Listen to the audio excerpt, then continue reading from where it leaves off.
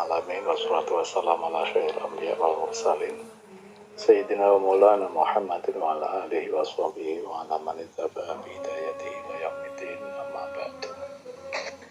Jamaah sholli rahimakumullah, alhamdulillah pinanggih malih pada kesempatan menika kita badhe matur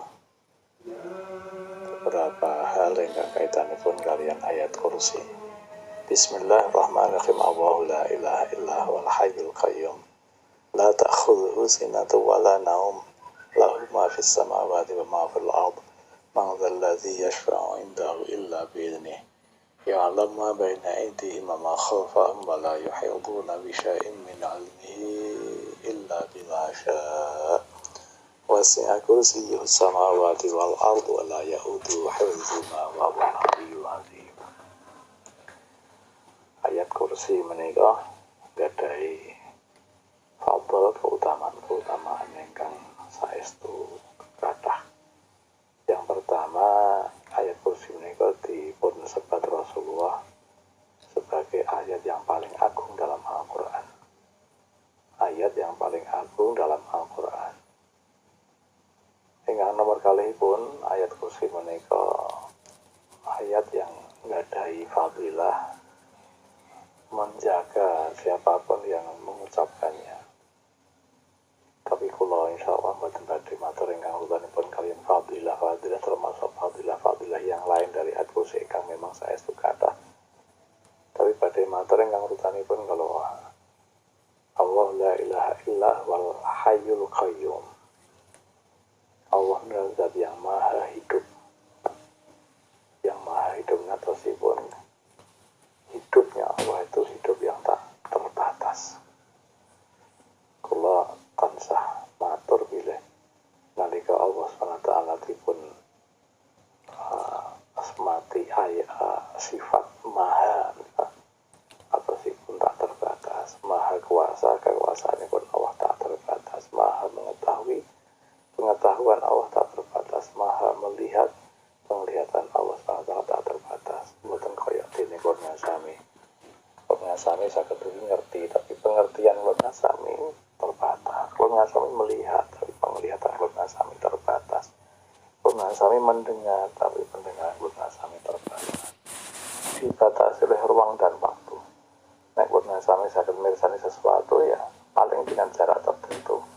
Atau dekat sekalipun nek dialing-alingi sesuatu pun sami tidak akan pernah bisa melihatnya. Lah, Allah al-Hayyu. Allah la ilaha illa huwal hayyu. Zat yang maha hidup.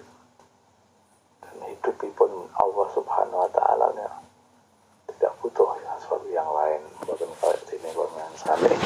Kehidupan bangsa bergantung pada banyak faktor-faktor yang lain. Sebab niku kata pikotipun Al-Qayyum. Al-Qayyum menika pertama maknanipun kados dene ingkang wonten doktrin pengajaran akidah Ahlussunnah wal Jamaah bilih Allah SWT nggadahi sifat qiyamuhu binafsihi. Qiyamuhu binafsihi yang maha berdiri sendiri. Atau sipun keberadaan Allah menika mboten betahaken napa kemawon. Tidak membutuhkan yang lainnya karena yang lainnya adalah makhluknya dan bahkan makhlukipun menika ingkang saestu betahaken Allah Subhanahu wa taala.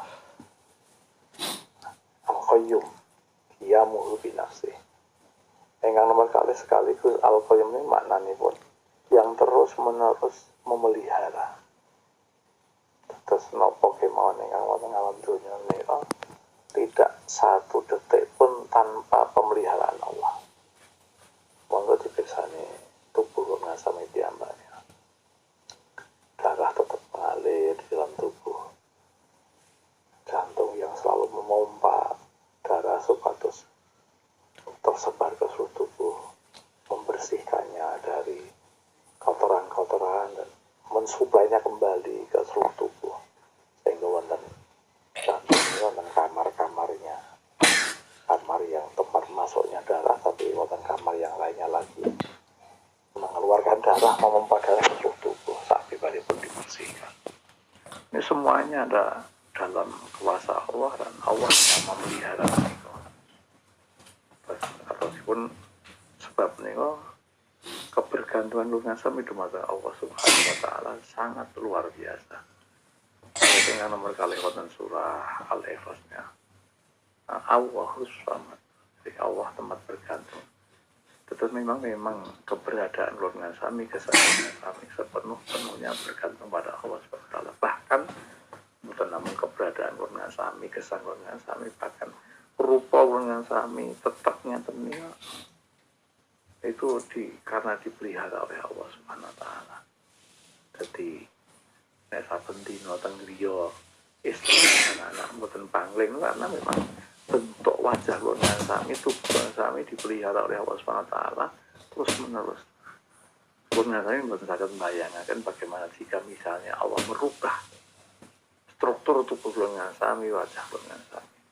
Karena memang Allah tentu kemauan mampu melakukannya karena Allah Maha Kuasa. Innahu 'ala kulli syai'in qadir. Imam Ghazali menawi boten lepat nika nate paring pangandikan ingkang urutanipun kalian mukjizat tongkatipun Nabi Musa. Mukjizat nika adalah harikul ada, sesuatu yang berseberangan dengan kebiasaan. Tetapi seharusnya dalam pengertian tertentu bisa dijelaskan secara rasional.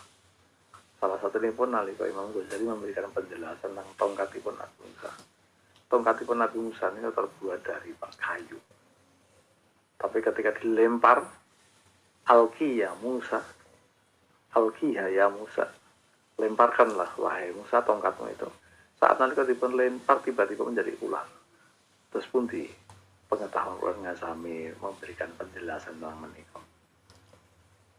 Imam Ghazali ngendikaaken ilmu kimia keluarga sami samangke bisa memberikan penjelasan bagaimana itu bisa berubah. Jamaah insafi rahimakumullah bahwa yang namanya material di dunia menika selalu terdiri atas nopo yang dipun wastani atom. Secara kimiawi setiap material terdiri atas atom-atom. Atom-atom kalau ketika mengelompok dalam rumusan tertentu namanya pun unsur. Unsur-unsur ini satu dengan yang lainnya mengelompok sedemikian rupa. Ini dados namanya pun senyawa. Senyawa ini kalau nalika berkumpul dengan senyawa-senyawa yang lainnya ini kemangke namanya pun jaringan. Lah tongkatnya Nabi Musa menika yang adalah kayu ini atau sipun terdiri atas atom-atom, unsur-unsur, senyawa-senyawa dan jaringan. Yang jaringan kalau memang nalika kumpul nika terbentuk dalam bentuk tongkat Nabi Musa yang kayu kalau sehingga nalika dipun lempar atau sipun Allah Subhanahu wa taala serta merta secara spontan merubah atom-atom, unsur-unsur, senyawa-senyawa jaringan yang asalnya itu adalah atom, unsur, senyawa, jaringan yang membentuk kayu dengan seketika dipun rubah dari Allah Subhanahu wa taala dengan atom-atom, unsur-unsur, senyawa dan jaringan ingkang menunjukkan mewujudkan wujud-wujud ular kalau mau.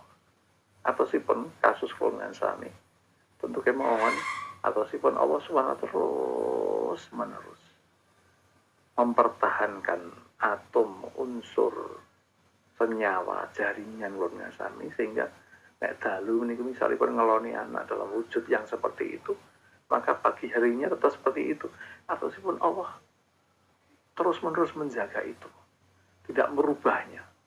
Padahal nalika Allah Subhanahu wa taala merubahnya untuk kemauan. Allah punya kemampuan untuk itu. Sepindah malih innahu 'ala kulli syai'in qadir. Pilih Allah Subhanahu wa taala tidak merubahnya. Nika atosipun rahmatipun Allah Subhanahu wa taala dumateng kula sami. Rahmat yang tak terbatas. Bahkan kula sami dari bayi menjadi besar, menjadi dewasa, menjadi menua sekalipun itu perubahannya sedemikian rupa sangat pelan, tidak drastis, sehingga konco dengan sami tidak pangling-panglinge, masih mengenalinya setiap harinya sedemikian rupa. Sepindah malih kondisi niku kemawon, kondisi bahwa wajah dengan sami tetap dipelihara Allah dalam bentuknya ingkang ngeten menika atosipun rahmatipun Allah Subhanahu wa taala dan menunjukkan bahwa Allah SWT memelihara setiap saat bentuk kalau mboten namung keberadaan wong sami teng donya, mboten namung sekedar hidup wong sami, tapi bahkan sampai pada rincian-rincian yang paling Saya pun nunggu keramosan. Allahu Samad. Allah menikah tempat bergantungnya manusia. Keberadaan wong sami, wajah wong sami, bentuk tubuh wong sami, semuanya ada dalam pengelolaan Allah, selamanya adalah pemeliharaan Allah Subhanahu wa taala. Menawi mengatakan sepindah malih. Mungkin menikah terus penuhkan kesadaran dalam pikiran dan manah wong sami. Betapa memang wong sami sangat butuh kepada kasih sayang Allah Subhanahu wa taala. Sehingga menawi lajeng wonten kathah pangandikan asmo ingkang lajeng dipun tambahi al-fakir ila rahmatir rabbih. Para ulama kathah ingkang menika nyerat asmanipun kanthi istilah al-fakir ila rahmatir rabbih, yang sangat membutuhkan pada kasih sayang Allah. Bang sami memang sangat membutuhkannya dan memang bergantung keberadaan Bang sami, wujud Bang sami dumateng rahmatipun Allah SWT. Kata-kata al-qayyum kalau mau saestu mesti pertama nuwuhaken kesadaran bahwa pengakuan Bang sami mengakui bahwa Allah adalah sang pemelihara. Nomor kali pun bila Bang sami dipelihara dalam keadaan yang seperti ini dari sejak dulu sampai sekarang, yang mengatakan betapa Bang sami mendapatkan 5 nikmat karunia sayang saipun Allah SWT. Syukur Bang sami dumateng Allah Subhanahu wa taala.